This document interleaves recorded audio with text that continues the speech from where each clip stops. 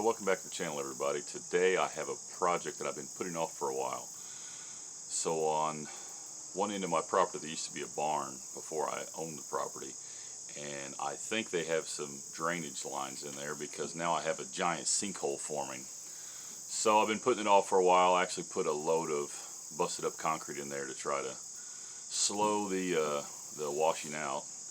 I did that a couple of years ago, so it's been on my list to do. So I called in all the locates. So you have to call a number, and everybody, utilities and everybody come out and they mark where things might be buried. So I think we're clear on that. So I've got to get the Kubota here fired up. I got to get the grader blade off the back, hook up the backhoe, get it all greased up, and then head up there. And I thought I'd bring you guys along. So stay tuned.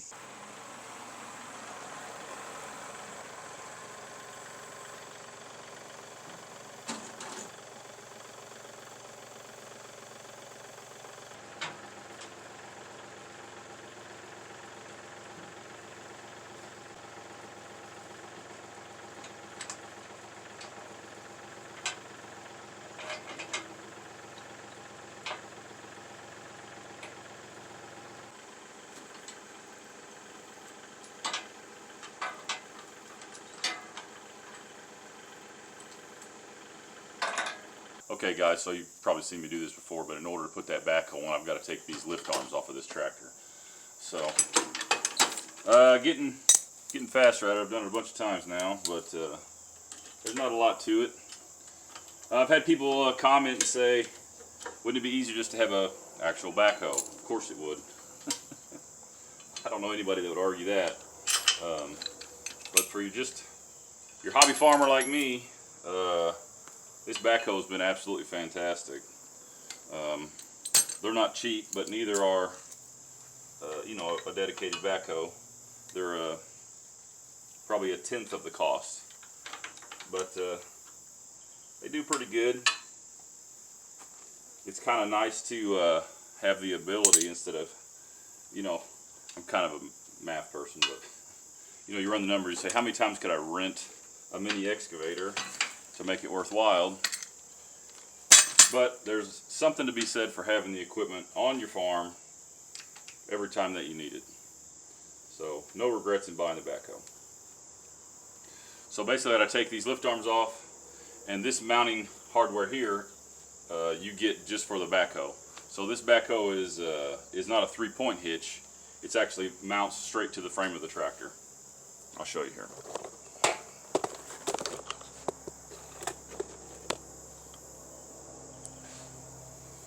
So when you get the backhoe attachment, it comes with this. They put this on at my dealership when I ordered it. So you get this external hydraulic hose. This is what runs the whole thing. And you get this that mounts the backhoe straight to the frame, not a 3-point hitch like some of the others.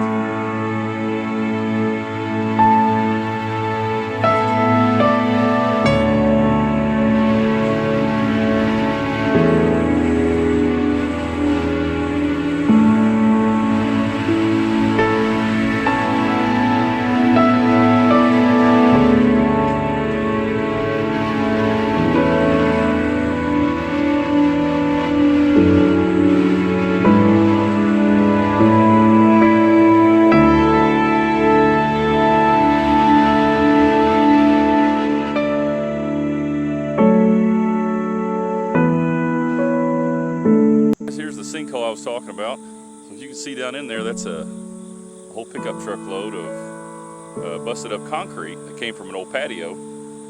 So the only thing I can think of is to dig that out by hand and get the backhoe and dig down, see if I can find an old drain tile or wherever that water's going. So here we go.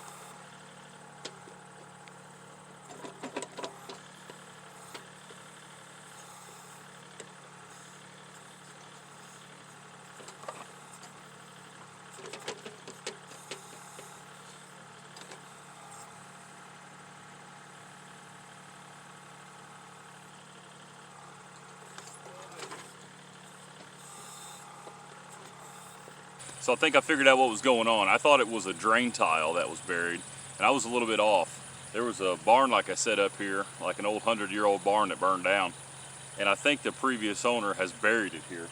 Here's all the metal I found, and all the wood is rotting. So I think what's happening is all the wood and the voids are slowly compacting, and it's creating this large sinkhole back here. So I'm gonna keep digging. I'm gonna get all this out that I can.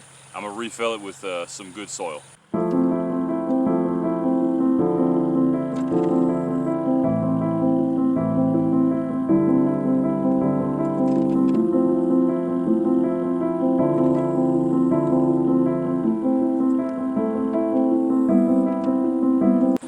So as you can see, this sinkhole is at a fairly inconvenient position right underneath my fence.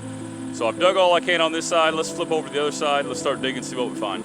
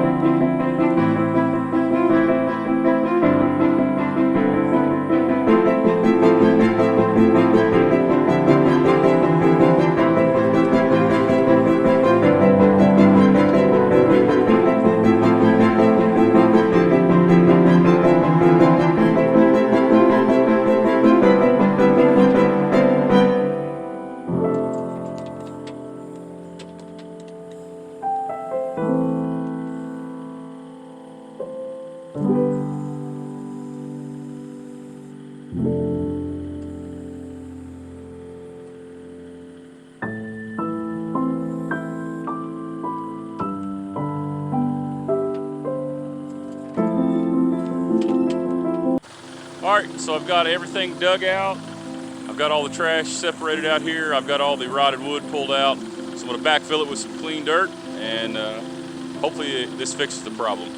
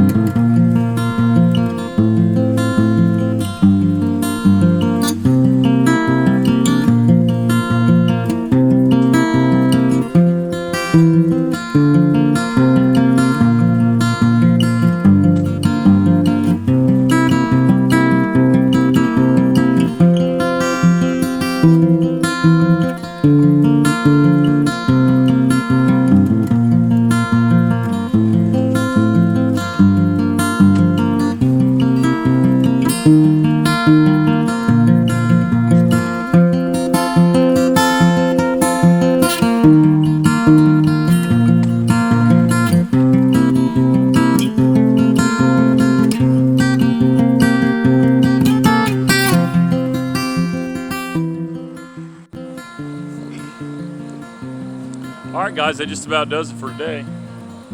I got it all smoothed out. I'll let it settle down. Probably have to add a little bit more dirt to it, but that's pretty much a wrap for today. That was about a half a day's work.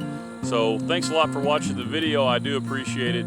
If you wouldn't mind, consider subscribing.